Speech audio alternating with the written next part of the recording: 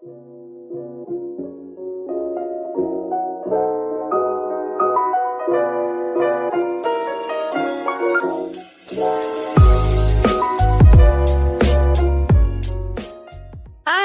I'm Didi West. And I'm Summer. And this is Broken Limelight. So happy October. It's finally fucking spooky season again. Yay! I'm so excited. Remember when we were here a year ago and it was Summer's first time on the podcast and we did River Phoenix on Halloween? This is so exciting. It's like full cycle. Here we are a year later. 1 year later. Still kicking it. It's going strong. Summer's still here. New on the podcast. It's still summer, so that's a good sign. All right, so this episode is going to be different from the usual. A very special episode indeed. So this is going to be about something actually called the Very Special Episodes, which refers to comedy sitcoms that featured episodes containing really dark or controversial themes. The usage of the term peaked in the 1980s, but there are earlier shows with episodes like this. So let me give you a few examples, and I want to see if you remember any of them. So first of all, this is one of the most recent ones. Remember Boy Meets World? Mm-hmm. Boy Meets World was a popular sitcom that aired on ABC from 1993 to 2000. It most closely followed the main character, Corey Matthews, who was played by Ben Savage, as well as his family, his best friend Sean, and his girlfriend Topanga. The show was very lighthearted and family-friendly, and it was pretty funny, actually. The writing was really good. Corey's next-door neighbor was Mr. Feeney, who was also his high school teacher and his principal throughout his childhood, and he was played by William Daniels. And Mr. Feeney is absolutely unforgettable. Mm-hmm. He was. I think anywhere people see that actor, William Daniels, they go, oh, that's Mr. Feeney. Right. Especially a 90s kid. So while this show was typically really warm and sweet and dealt with teen romance and things like that, it had a couple of very special episodes. One of the most memorable ones was called Cult Fiction. It was season 4, episode 21, and it aired in 1997 on April 25th. This was about Corey's best friend, Sean, and he was under the influence of a cult. Do you remember this episode? I don't think so. I remember Sean being troublesome, but I don't remember a cult. Right. So yeah, Sean had a troubling childhood, and it kind of seems like that's the reason he kind of fell victim to a cult. So cults weren't a major theme in this show at all. Like, you never talked about it. It was one specific episode, which is during the characters, they're like in high school at this point. Sean, throughout the series, is like struggling with finding himself because he's throughout his childhood, his mom constantly left, and it was just him and his dad. And then his dad would leave him with somebody, with like the Matthews or with his teacher. And Sean was just constantly alone, and he was really lonely. He had a brother he didn't know about until like college, you know? Right. So what happens is sometime in his adolescence or young adulthood, he meets a girl, and this girl, the first thing she starts telling him is, we don't judge. You know, she's like, I'm not a judgmental person. And he really like embraces this. So she's like, you know what? Let me take you back to this club. And he's thinking it's going to be like a dance club. And she's like, no, it's not that kind of place. So he takes them, and it's this big building where there's just a bunch of teenagers like playing ping pong and like just talking, listening to music, and they call it the center. And everybody hugs each other there, and everybody calls each other by their name like every time. Like, hi, Sean. How are you doing, Sean? How was work today, Sean? Like every single time they use their name, it's like creepy right off the bat, you know? Yeah, definitely. So what ends up happening later on is that Mr. Feeney knows about this place, and everybody starts to figure out that this is a cult. It's really weird. Like, Sean is embracing this place with his entire identity. And it's very dark for this show. You know, it's not a typical thing, but it's kind of like they use this episode to embrace Sean's character a little bit more and, you know, show like what a big deal his life was. And honestly, how much support he has in the Matthews and everybody else. Right. Mr. Feeney, of course, who was the next door neighbor, he always looked at the kids like almost like his own children. So at the end of the cult, Sean is absolutely like, you guys need to let me do what I want to do. And it's actually Mr. Feeney who acts like he's going to fight the cult leader. He's like, I'm going to call the cops. Like, this is ridiculous. And it's crazy because it becomes very clear to all the adults, not the children. I mean, I think they're teenagers, but it becomes very clear to the adults that they're manipulating Sean, who doesn't have any parents right now. You know, he doesn't have anybody looking out for him except other people. So it's like, they all see like somebody needs to stand up for him. Right. So that was a pretty interesting episode for that show. Another one was just a little bit earlier in the show. It was also season 4 episode. Oh no, I'm sorry. Yeah, it was also season 4 episode 8. So this was about like Corey and Sean had a classmate who was being abused by her father. And I know a lot of people don't remember this episode, but I'm pretty sure they were in high school for this episode. And Sean tells Corey that he can't hang out because he's sick or something. So Corey ends up going over to see him, and Sean has a girl over, and there's no parents there. It's just Sean and this girl. So Corey instantly imagines like, oh my God, Sean is having sleepovers with this girl and they're having sex. And stupid Corey jumps to the whole idea, like, why aren't me and Topanga having sex? And that's like half of the episode is Corey just being a stupid teenager. Until Sean tells him, like, look, Claire's not sleeping with me. She's sneaking out of her house because her father's beating her at night. But you can't tell anybody. And that's why I didn't tell you. But it gets to a point where she can't stay at Sean's, and Sean's like, she needs to stay here. Can she please stay at your place? And Corey's like, such a goody good. In fact, that's like a central theme in the show is that Sean is the bad boy and Corey's constantly getting him off the hook or like lying for him or something. You know? Right. Yeah. And Corey's kind of a chicken shit, you know, but this is like something serious that he's like, he wants to tell the adults, and Sean's like, absolutely not. Because the girl's father is like, he's like an important bank president or something like that. But she's like got black eyes and stuff. And it turns out that like Corey's parents find out what's happening and they tell the kids like, listen, it's not up to you. Like, what are you going to do? Like, I think they put the girl on a bus to her aunt's house, but the parents are like, okay, but she's still under her father's guardianship. You know, he's going to bring her back. Like, what are you going to do next? You can't save her every time. So like, this is where the adults step in. They call the police. And I think the father ended up getting like anger management or something. And the girl like got to go live with her aunt. Oh, that's good. Yeah, it's good. It was just like really dark for Boy Meets World. You know what I mean? Like this was such a non-typical episode. Right. I feel like the things that I remember from that show are like pretty serious though. Like I think it kind of touched on a lot of things that people were going through at my age at that time. So it like a lot of things that they showed on that show like really resonated with me. It's a really good show, and it was totally family friendly, and I think that's why is because it showed all kinds of different characters. Like Corey was middle class, he wasn't that rich, you know, where Sean was lower class, always living in a trailer park, and then like it was just there was all the different types of people, and they had a lot of episodes about that too, about how like why can't we just all live together, you know? So there's another one that I don't know if this is considered a very special episode, but it's definitely notable. Do you remember the Halloween episode of Broken Limelight? The Halloween episode of Boy Meets World. This one? No. You know, no. Okay, so you don't remember an episode where somebody's running around in a Scream mask, like running around the high school killing everybody? Like legitimately? So let's talk about this episode. Actually dying? Let's talk about it. I mean, kind of. It was really, really dark for Boy Meets World. What happens is, it starts off with everybody in detention, like Sean, Corey, Topanga, Sean's brother Jack is in it. So they're in high school at this point. And then there was a girl named Angela, and for some reason Jennifer Love Hewitt was randomly in this episode. So they're all in detention, and then there's a random guy named Kenny, and everybody's fighting. And it's right after like Corey and Topanga break up. So it's like they're not even like together at this point. What happens is all of a sudden the whole episode is like, it's like a slasher movie. Like the lights go off and they start flickering and some creepy like 1920s music starts playing on the speaker. And Sean is like, listen, this is in every single horror movie I've ever seen. I know exactly what's going to happen. And he starts plotting it out. Like he starts telling everybody like the first ones to die is the person who says this and that. So the random guy, Kenny, like asks somebody for a pencil, and all of a sudden when the lights go off and they turn back on, everybody's like, wow, what the fuck was that?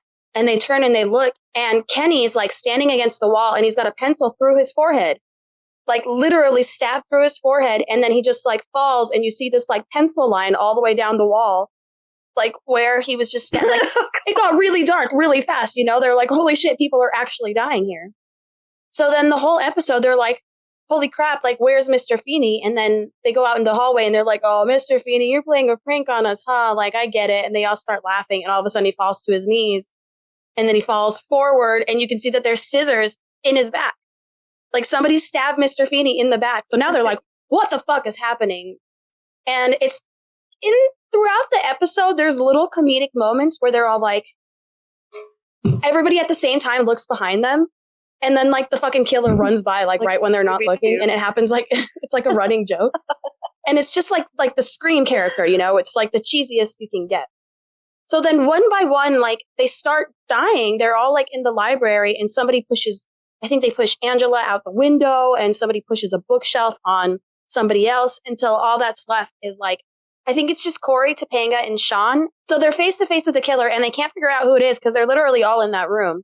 So Sean goes and pulls the mask off of the killer, and it's Sean. Like, it's Sean face to face with himself. And it turns out the whole thing is like a bad dream because Sean is really struggling with Corey and Topanga's breakup. So he decided to dream that he went around killing everybody. But it is the freakiest fucking episode. Like, it gives you chills because literally, like, it's just like all these kids in high school and the lights are flickering and the fucking creepy ass music comes on. It's a good episode, dude. I like, legitimately, everybody I've ever met who's seen that episode, like, sincerely was terrified of it. What year was that? Okay, so that was Boy Meets World season 5. It's called, and then there was Sean, and it aired in 1998. Okay, so the next one, I don't know if you'll be familiar with it. Did you ever watch a show called All in the Family? Mm-mm. So this was a show from the 70s. I watched it because it was on Nick at Night. So All in the Family aired on CBS from 1971 to 1979. It was based on a British sitcom called Till Death Do Us Part. It starred Carol O'Connor and Gene Stapleton as Archie Bunker and his wife Edith Bunker. Sally Struthers was also in it. She played their adult daughter, Gloria. And young Rob Reiner was in it. He played Gloria's husband, Michael, or as Archie liked to call him, Meathead. You know who Rob Reiner is, right? He's the bald guy. He's an actor in a lot of stuff. He's a director. Mm-hmm. He directed Stand By Me and shit. Yep. Yeah, a lot of people don't remember that that's Rob Reiner. He was just really young. And he had like long hippie hair, bell bottoms. Yeah, I'm looking at pictures. There you go. So the main character, Archie Bunker, was known as a lovable bigot. He represented the American blue-collar working-class man. He was a World War II vet, and he's seen as lovable because he's just kind of nostalgic about the older days, and he's learning to adapt to this changing world. So it's not so much that he's just a dick to everybody as much as he grew up with these older ideals, and now he's kind of like, it's this hippie-ass world, and he's just kind of trying to figure it out. Right. He's learning to navigate it. His wife, Edith, was very ditzy, but super kind-hearted. She often endured his insults, but she would stand up to him once in a while, and they were portrayed as being deeply, deeply in love with each other, despite Archie being kind of an ass. Edith was almost childlike with how innocent and naive and sweet she was. It seemed like maybe that's why she was always following Archie's lead. Maybe it was just a thing of the time period, too. Mm-hmm. The show often dealt with issues like racism and homophobia, but it was usually pretty lighthearted. All in the Family's very special episode was called Edith's 50th Birthday. It was season 8, episode 4, and it aired on October 16th, 1977. So this episode's really different because Edith is a 50-year-old woman, and somebody rings the doorbell, and she goes to the door, and this person tells her that he's a police officer. Well, he ends up coming into her house, and he's not a police officer. He's a serial rapist. Nobody's home. Archie's, I think, next door at his daughter's house planning the party. And there's even a moment where, like, he comes home, and the guy hides in the closet, and he tells her, like, if you say anything, I'm going to kill you both. So she's, like, she's trying to, like, give him clues. This whole, like, she's, like, making all these motions, and he doesn't get the hint, and he leaves. And she's left in the house with this rapist. At the end of the day, I think somebody ends up coming home and catching them, but it gets really, really scary. Like, the guy has his arm around her throat, and he's not just going to kill her. He starts to, like, kiss her and, like, remove her clothing. And it's just this scared old, like I said, she's childlike, you know? Mm-hmm. So it is just, like, the saddest thing I've ever seen, and you just don't expect that from this show. Or, like, this is supposed to be a lighthearted, like, family sitcom. Yeah, it's like seeing this kind of shit on the Brady Bunch, you know? Right, yeah. It was a 70s family show, which, yeah, I was a little bit more adult, but still, it's like seeing an older woman like that is like seeing a child or a disabled person be attacked, you know, and not have a voice. You know, oh my God, it just, still to this day, it gives me chills. You know what? I'm going to upload these clips on brokenlimelight.com, see if I can find them. Okay. So the next one is pretty well known. Summer, did you ever watch the show Different Strokes? Yes. Okay. So Different Strokes ran on ABC from 1979 to 1986. It starred Gary Coleman and Todd Bridges as Arnold and Willis Jackson, respectively. So Arnold and Willis were black boys from Harlem, and they had lost their mother and were taken in by their mother's employer, whose name was Philip Drummond. He was a white guy he was a rich white businessman. He also had a daughter named Kimberly, so this ended up being like an interracial family. The show was also really lighthearted, except for the fact that it had multiple very special episodes. For the most part, the show was a lot of like 1970s mixing in the white people culture with the black people culture. Like there was a lot of slang with the black people and white people just doing really goofy white people stuff. Like, okay, so you know what I mean? Back in the day when white people didn't know how to talk to black people. So as soon as they go to speak to them, they would try way too hard and say something to try to seem cool to black people. And they'll blurt something ridiculous like, my cousin had a black neighbor once, or I love Malcolm X. Do you know what I mean? So like this show was a lot like that. It was really funny. And it was also the show where Gary Coleman rose to fame, and he was known for his one-liner, "What you talking about, Willis?" It was a funny show, you know? Earlier episodes mostly addressed typical family sitcom issues, but as the series progressed, it began to focus more on serious topics, including drug abuse, alcoholism, hitchhiking, child abuse, and crime. The most notable episode is called The Bicycle Man. It's from season 5, episodes 16 and 17. It's a two-parter, and it aired on February 5th and February 12th, 1983. So Arnold, this is Gary Coleman's character. He plays a child who's maybe like 10. He's a little kid. So Arnold goes to this bicycle shop with his adopted father, Mr. Drummond. So they're like looking at a bike, and the bicycle salesman kind of tells him like, hey, come back anytime. Just, you know, don't tell your dad about it. So Arnold ends up coming back with his buddy Dudley, and this guy kind of gives them cartoons and he gives them sandwiches. And then he ends up kind of giving them wine and showing them cartoons that have pornographic nature. And then he shows them pictures of himself with a bunch of naked kids, telling them like, see, this is normal. We're just like, they'd be skinny dipping. He's like, we were just going swimming, you know, or, you know, we're just having a naked dance party, things like that. And it's really creepy the way it happens because he does it so subtly that Arnold and Dudley are like, okay, like he's got an answer for everything. And again, he's got pictures of himself doing this with a bunch of kids. So they're like, must be okay. The weirdest thing about this episode is that there's a laugh track throughout the entire thing at the most odd moments. So it's like, it's fucking creepy, you know? It's not even like it was made into like a series. Like these are things that are happening. Like it wasn't like a serious episode. It was like, ha, you showed him pictures of him naked. No, you know, because it gets darker and darker. It's almost like they didn't think it through.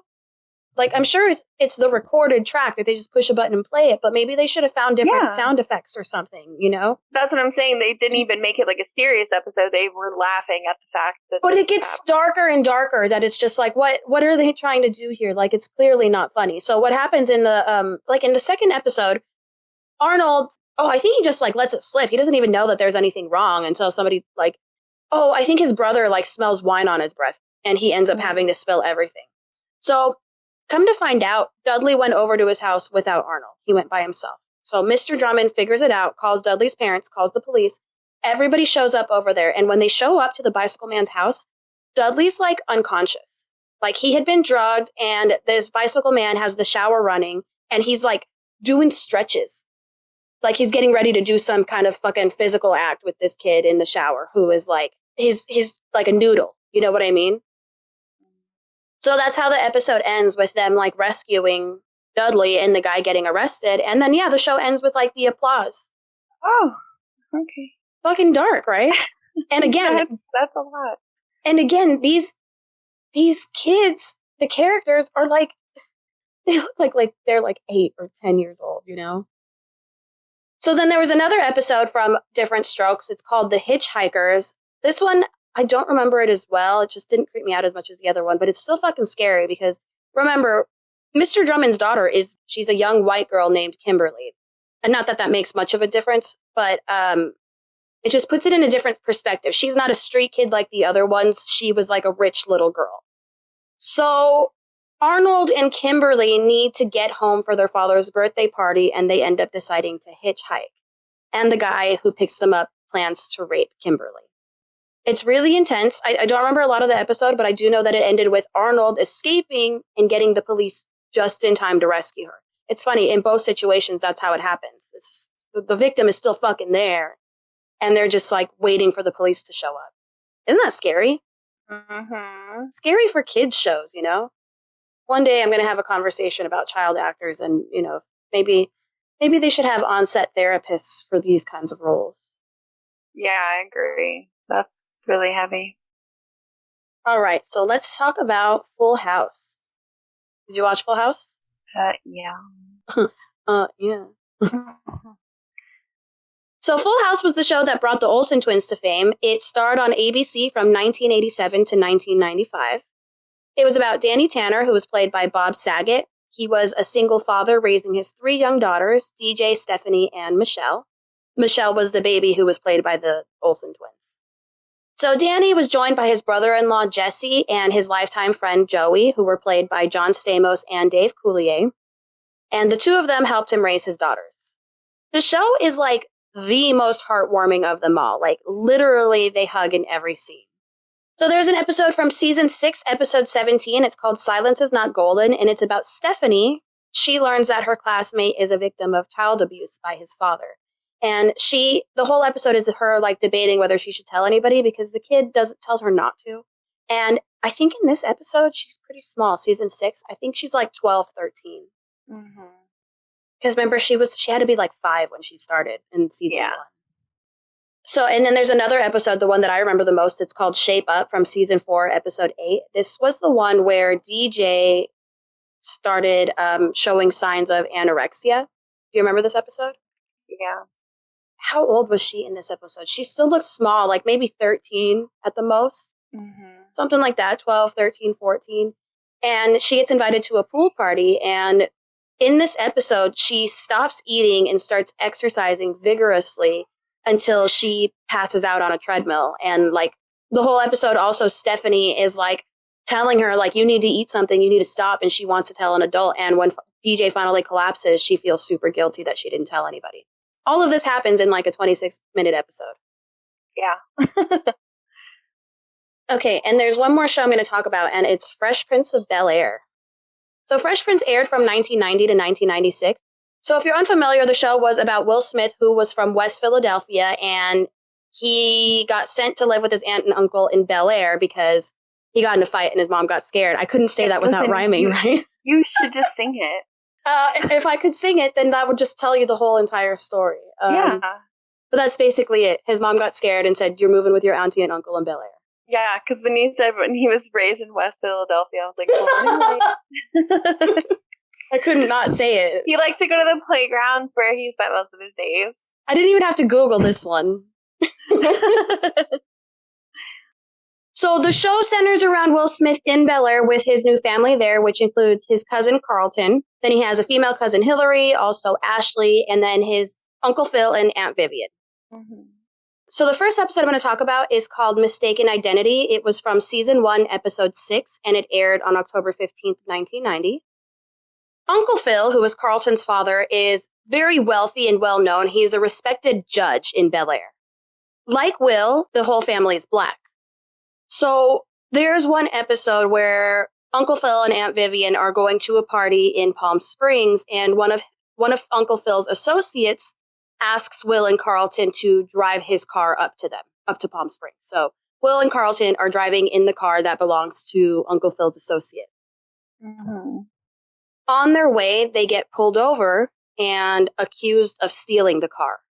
While Carlton and Will are in jail, and I'm pretty sure they're like 18 years old, they're like barely adults, And they're like being mistreated, and they keep telling the police, like, listen, my father is Judge Philip Banks. Like, you just need to let us have our phone call, and you can, like, we can confirm that we're allowed to drive this car. And there's really like no reason they got pulled over. I want to say it was like they went like 1 mile per hour over the limit, or they like didn't turn on their turn signal or something in time, or like a broken taillight or something like that. And they arrested these kids. You know, they just jumped to the conclusion that the car was stolen. There was nothing suspicious about them. So finally, when they figure out what's happened, Uncle Phil storms down there with his associate, and the damn cops have the nerve to tell the guy, like, hey, good news, we found your car. These 2 clowns tried to steal it. And the associate, who is a white man, is like, I fucking gave them the keys. Like, they're bringing the car to me, you know? And Uncle Phil makes this huge scene just telling him, like, your jobs are gone, you know? But it's just a really dramatic episode, because this is another good example of mixing the races and the classes, you know? Mm-hmm. And it's good. I love that the show did this, because even Will wasn't upper class. He came from Philadelphia, where him and his mom lived a humble life, you know? And the classism is a big theme in this show as well. Right, it is. But the cops didn't see that. Regardless of who Carlton was and whose name he was dropping, they were just a couple of black guys driving a nice car. So this is another episode. It's called Just Say Yo. It was season 3, episode 19. It aired February 15th, 1993. I believe it takes place while they're in high school, and Will is struggling to keep up with his schoolwork. He's just like exhausted. He's on the basketball team. He's got a lot of tests, and he's going to school sleepy and stuff, and has a hard time keeping awake. And somebody offers him some pills. So Will takes the pills. I mean, I don't believe he actually consumes them. He just keeps them in his locker. But what happens is later on at the senior prom, Carlton's like, hey, I need some vitamins. And he goes to the locker and thinks they're vitamins, and he takes them. And then all of a sudden, Carlton's like dancing like a maniac on the dance floor, which Carlton danced, you know, but this was like right. Over the top. Like, everybody's go Carlton. He's in the center, just like losing his shit. And then he passes out. He collapses on the dance floor, and Will is like, what the fuck happened? And while Carlton's in the hospital, that's when Will puts 2 and 2 together that Carlton took the speed pills that were in his locker. Have you seen the remake of Bel Air? No, is it good? It is really good, but it's funny because, well, it's not funny, but Carlton in that version is actually like addicted to pills and interesting. And drugs. Yeah. Does that show He's more like of a drama? The rich kid who does. Yeah, it's way more of a drama, and it's actually really good. I really like it. I'll have to check it out. Yeah. So the episode ends up with, like, Carlton covers for Will, like, to not get him in trouble. And I don't know. I think he just fully takes the blame, saying, like, yeah, I took the pills because of this and that. And Will just can't handle it. He ends up going to Uncle Phil and Aunt Vivian, and just breaks down in tears and tells them, like, it was me, it was my fault. And, like, he's completely guilty that he almost killed his cousin because of a stupid decision of just even putting the pills in his locker. Right. And he realized, like, how big the consequence of that was. Yeah, poor Will.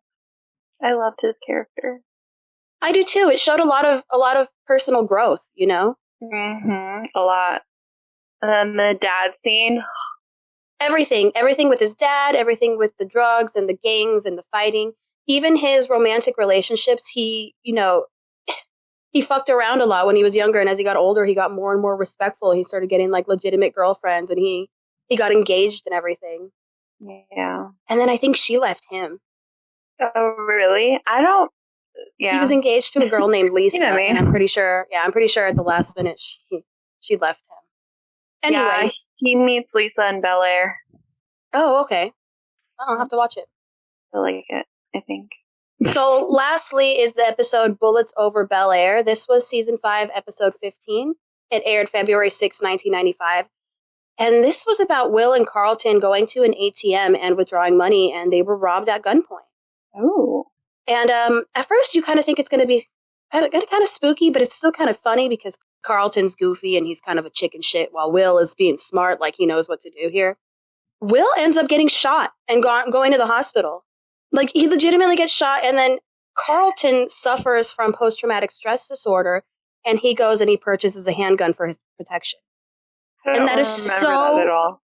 It was a season 5. I mean, like, I was 4. So I've rewatched the show so many times. But yeah, so Carlton ends up getting a gun and hiding it, and Will is the one to tell him, like, this is not the way to do it. Like, Will's the one to disprove of it and has to kind of talk Carlton down and make him feel better. That's real crazy. deep situations. But that's what I liked about Fresh Prince of Bel Air. Funny, lighthearted shows. Yeah. But at least in Fresh Prince, they weren't like children. Like, yeah, some of this they were really young for, but they were really adult themes. And they're themes that I think people need to talk about. Like, that's why they do these shows, you know. It's not always just getting kidnapped and raped, but also the things with race are so relevant. You know, that shit still happens. Right. All right, so that's it for now. If you have more shows that you remember like this, feel free to send them in to us. And if we have enough, maybe we'll do an updated episode. You can email us at didywest@brokenlimelight.com, or just go to brokenlimelight.com and go to contact us, and you can leave a comment there. Before we go, let's do a couple shout outs. So shout out to our new Patreon, Rebel. Rebel actually subscribed to the $3 level, so that means that she's going to get a handwritten card from us. Also, Xenia Estrada, that's my mom.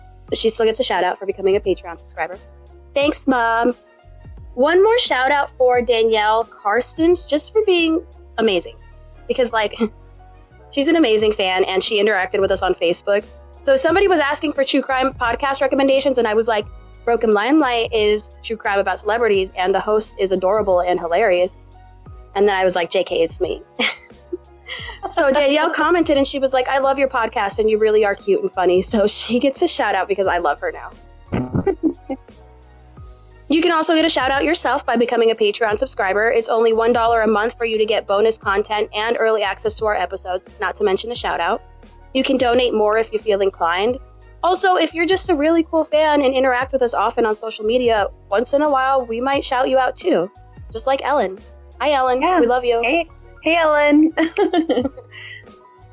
Lastly, thank you to everybody who showed up to my book signing. That was really cool. My book is still available for purchase on Amazon. Just look up Broken Limelight, or you can also find a link to it on the Broken Limelight website or on my website, didywestmusic.com. On my website, you can actually also see other events that I have coming up. And that's it. Don't forget to go to brokenlimelight.com to look at pictures and watch all the video clips that I can find for these episodes that I described. I hope you enjoyed it. If you have any questions or comments or want to suggest a case, again, go to brokenlimelight.com, hit the Contact Us tab, and just leave us a comment. Yep. Other than that, we're on all the social medias. You can find us on Facebook under Broken Limelight or everywhere else under Didi West. It's either I'm Didi West or Didi West LV. And I've got a good meme game. Follow me. Give me a follow. All right, that's it for now. Thanks, guys. Bye. Bye.